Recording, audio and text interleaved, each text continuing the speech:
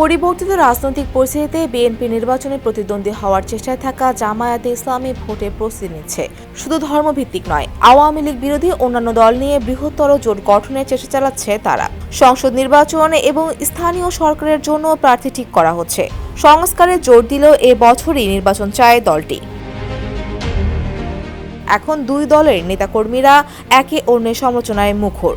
বিএনপির সঙ্গে দূরত্ব তৈরি হয় জামায়াতের। জামায়াতকে ৭১-এ স্বাধীনতা বিরোধী ভূমিকা এবং ব্যাংক প্রতিষ্ঠান দখলের জন্য অভিযুক্ত করে সমালোচনা করছেন বিএনপি নেতাকর্মীরা। আপনারা কোন সেক্টর কমান্ডারের আন্ডারে যুদ্ধ করেছেন?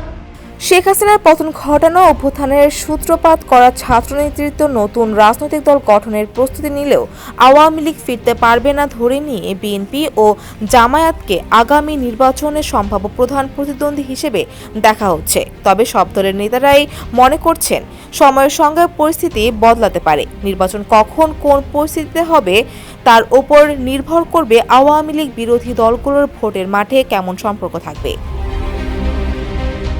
এদিকে জামায়াত নেতারা স্পষ্ট করে জানিয়েছেন, আগামী নির্বাচনে ৩০০ আসনে দলের প্রার্থী থাকবে কিংবা জামায়াত নেতৃত্বাধীন জোটের ৩০০ প্রার্থী থাকবে।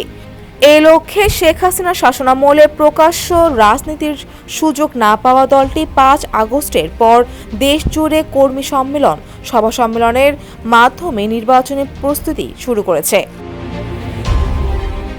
গেল রোববার ময়মনসিংহের ১০, টাঙ্গাইলের ৮, জামালপুরের ৫, ফরিদপুরের ৪টি আসনে জামায়াতের সম্ভাব্য প্রার্থীর নাম প্রকাশ করা হয় স্থানীয়ভাবে। সোমবার প্রকাশ করা হয় কিশোরগঞ্জের ৬টি আসনের ৫টিতে সম্ভাব্য প্রার্থীর নাম। নির্বাচনের প্রস্তুতি নিতে অর্থাৎ এখন থেকেই ভোটের প্রচার শুরু করতে প্রার্থীদের বলা হয়েছে দলীয়ভাবে।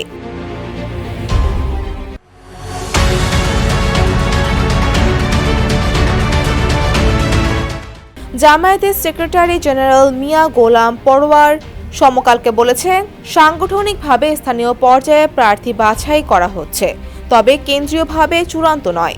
নির্বাচন যখন হবে তখনকার বাস্তবতায় প্রার্থী চূড়ান্ত হবে। স্থানীয়ভাবে যাদের বাছাই করা হয়েছে তারা প্রস্তুতি চালিয়ে যাবেন, এতে অসুবিধা নেই। ডেস্ক রিপোর্ট, সমকাল।